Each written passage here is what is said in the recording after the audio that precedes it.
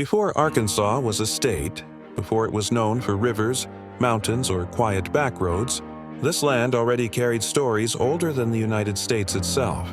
Stories that were buried, rewritten, or simply never told. If you think you know Arkansas, stay with me, because the real history of this state is far more intense, tragic, and powerful than most people ever learn. Long before Europeans arrived, Arkansas was the heart of one of North America's most advanced civilizations. The Mississippian culture built massive earthen mounds across the region as early as 900 AD. These weren't random hills. They were political centers, religious sites, and symbols of power.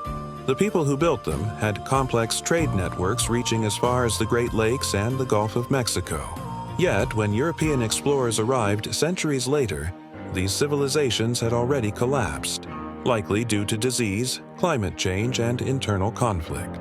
Entire societies vanished before anyone bothered to write their names down. In 1541, Spanish explorer Hernando de Soto entered what is now Arkansas, with hundreds of soldiers and priests searching for gold. He didn't find it, but he left behind something far more devastating. European diseases tore through native communities, killing thousands within a generation. Some tribes disappeared entirely. Others, like the Quapaw, survived but were forever changed. Arkansas itself gets its name from the Quapaw people, though most Arkansans are never taught that the state Ines name comes from a native word filtered through French explorers. When Arkansas became part of the Louisiana Purchase in 1803, it was marketed as a land of opportunity. But opportunity for some meant suffering for others.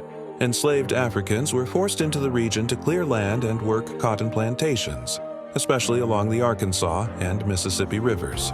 Slavery shaped the state's economy, culture, and politics far more deeply than textbooks often admit. Even free black people lived under constant threat, restricted by laws designed to push them out or silence them. Then came removal. In the 1830s, Arkansas became a corridor of pain during the forced relocation of Native American tribes.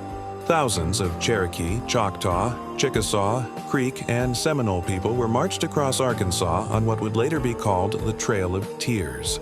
Many died from exposure, disease, and exhaustion on Arkansas soil.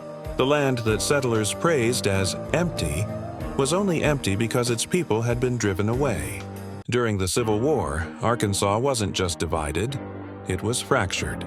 Brother fought brother. Towns changed sides. Guerrilla warfare terrorized civilians. While Arkansas joined the Confederacy, many residents opposed secession, especially in the Ozarks. After the war, Reconstruction brought new hope for formerly enslaved people, but it didn't last. Violence, intimidation, and racist laws quickly restored white control, pushing black Arkansans into poverty and fear. One of the darkest chapters in Arkansas history followed, and many Americans have never heard of it. In 1919, in the small town of Elaine, Arkansas, black sharecroppers attempted to organize for fair pay. What happened next was one of the deadliest racial massacres in U.S. history. White mobs, backed by local authorities and even federal troops, killed an estimated hundreds of black men, women, and children. The exact number may never be known. For decades, the massacre was erased from public memory, barely mentioned in schools, and officially downplayed. Justice never truly came. Arkansas also played a key role in shaping America's civil rights struggle. In 1957, Little Rock became a battleground for the soul of the nation. When 9 black students attempted to integrate Central High School, they were met by screaming mobs and the Arkansas National Guard, ordered by the governor to block them. It took President Eisenhower sending federal troops to escort children into a school building. The images shocked the world and exposed the deep resistance to equality in the so-called land of the free. But Arkansas isn't just a story of suffering. It's also a story of resilience, culture, and influence. The Ozarks preserved folk music traditions that shaped American country and blues. Arkansas-born musicians helped define entire genres. The state quietly produced national leaders, writers, and activists who changed the country from the margins. Even the modern retail giant Walmart began here in a small town, reshaping the global economy in ways few could have imagined. There's another side of Arkansas most people don't talk about: its hidden geography.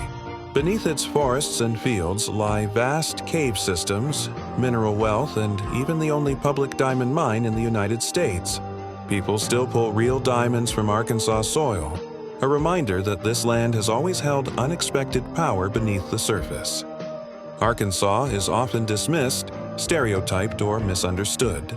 But if you listen closely, its history speaks of ancient civilizations, stolen land, broken promises, resistance, and survival. It's a place where America tested its values and often failed, but where people kept going anyway. Arkansas isn't just a state, it's a mirror, reflecting both the best and the worst of the American story, and the parts we are still learning how to face.